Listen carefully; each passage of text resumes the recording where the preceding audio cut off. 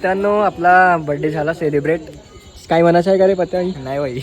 तुला काय म्हणायचं आहे? अंशू भाई तुला क्या काय म्हणायचं आहे? भाई दो शब्द हमारे ये खत्म होते हैं. काय झालं? दो शब्द हमारे नहीं है, हमारे पास कुछ भी नहीं है. अंशू काय म्हणताय? बोलने लगी.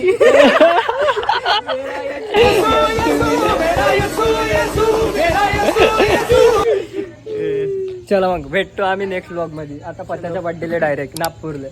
Bye bye bye bye.